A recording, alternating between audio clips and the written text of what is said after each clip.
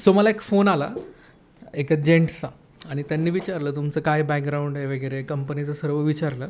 मी त्यांना सगळं सांगितलं आणि म्हटलं तुम्ही फोटो पाठवा काय डॉक्युमेंट आहे त्याचे. सो ते बोलले की नाही नाही ठीक आहे आपण भेटून बोलूया. मग त्यांनी काहीच डॉक्युमेंट पाठवले नाही, भेटू वगैरे. म्हटलं ठीक आहे भेटू कुठे, तर म्हणे मी कॅम्पमध्ये राहतो तर आपण भेटू मध्ये कुठेतरी. म्हटलं ठीक आहे JM रोडला या. मग JM रोडला आम्ही गेलो, भेटलो. तर भेटल्यावर त्यांच्याबरोबर एक लेडीज होती आणि ती फुल स्कार्फ वगैरे बांधून आलेली होती. आणि त्यांना म्हटलं आज चहा पिऊया तिथे, शिवसागर वगैरे हॉटेल आहे तिथे. नाही म्हणे आपण इथंच रोडवरच त्यांनी गाडी लावली आणि तिथंच बोलूया. मग मला हे कळालं की त्यांना ट्रस्ट इश्यू आहेत, क्लिअर कट ट्रस्ट इश्यू होते. म्हटलं ठीक आहे नॉट एन इश्यू. बोलायला सुरुवात केली. मग मी त्यांना कंपनीबद्दल सांगितलं, आपण काय काम केलं आहे त्याच्याबद्दल सांगितलं, थोडेसे त्यांना प्रूफ्स दाखवले. मग ते बोलले ठीक आहे. मग त्यांनी मला सांगितलं की ही माझी बहीण आहे. ठीक आहे.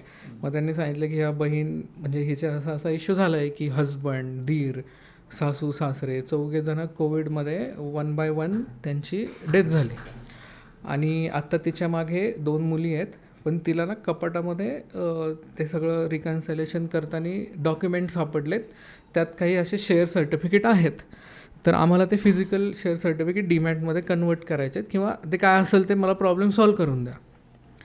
मग म्हटलं ठीक आहे काय दाखवा. मग त्यांनी डॉक्युमेंट आणले होते ते दाखवले. मग जवळजवळ अर्धा तास चर्चा झाल्यावर त्या लेडीजने तो स्कार्फ उघडला.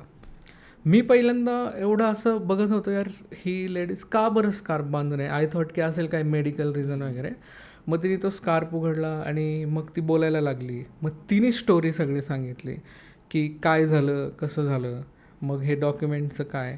आणि मग ती बोलता बोलता असंच आमचा 1 तास मीटिंग झाल्यावर ती बोलली की एकतर मी आता तसं पाहायला गेलं तर एकटी बाई आहे, मला 2 मुली आहेत. तर मी इतक्या लोकांना भेटले मागच्या 7-8 महिन्यामध्ये. सगळेजणं मला म्हणजे पैसेच कमवायला बघत आहेत. म्हणजे छोट्या गोष्टीसाठी काही पण व्हॅल्यू बघतात की ही नाही का ही लेडीज आहे, हिला आता अडचण आहे, ही 100% पैसे देईन आणि करेन. तर लिटरली तिचे काही अशी कामं होती, लोकांनी ओरिजिनल डॉक्युमेंट ठेवून घेतले आणि ते तिचा फोन नाही उचलत किंवा आळमटळम करत होते, असे करत होते. मग तिला त्यामुळे ती अशी भीती बसली होती की हा पण जर तसा असेल तर काय.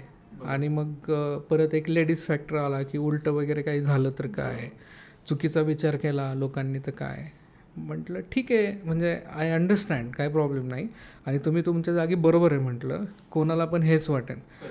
पण मग 1 तासाने जेव्हा ते कॉन्व्हर्सेशन गेलं पुढे तर मग त्यांना एवढं ट्रस्ट आला. मग हळूहळू त्यांचं काम आम्ही कंप्लीट केलं. तर साधारण 12 लाखाचे त्यांचे शेअर्स आम्ही डीमॅटमध्ये आणले. मग त्यांचं मध्ये हळूहळू मला म्हणजे भाऊ वगैरे म्हणतात, रे श्रीकांत भाऊ वगैरे म्हणायला लागले. म्हटलं म्हणजे मी पण त्यांना ताई वगैरे म्हणतो असं. तर मग त्यांना म्हटलं काय करणार तुम्ही हे शेअर्स आता. डीमॅटला आल्यावरती जरा खुश झाले होते. मग त्यांना म्हटलं तुम्ही काय करणार आता. ते म्हटले बघ श्रीकांत की माझे सासरे किंवा नवरा यांचं किंवा सासू यांचं मेन एम हे होतं की माझ्या मुलींना चांगलं शिकवायचं. आणि नेमकी त्यांचे भरपूर पैसे त्या कोविडमध्ये गेल्यामुळे त्यांच्याकडे काही सेविंग उरली नाही. मग बोलले की आता हे जे 12 लाख रुपये ने फक्त माझ्या मुलीच्या शिक्षणाला लावणार. म्हटलं कसं, तर म्हणे की आता एक 12वीला आहे, 11वीला आहे सॉरी. मग ती पुढच्या वर्षी नीट देईन किंवा इंजिनिअरिंगला जाईन, जे काय असेल ठरेल तेव्हा. मग ते कॉलेजला ॲडमिशनला फी 1-1 लाख रुपये आहेत आत्ता. म्हणजे ती भरायची माझ्याकडे पैसे नाही आत्ता.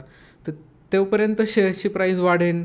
तर मी जसं जसं तिचं शिक्षण पुढे जाईल तसं तसं मी ते शेअर्स विकेल आणि तिची फी भरल आणि तिचं शिक्षण पूर्ण करेल. हे झालं एका मुलीचं.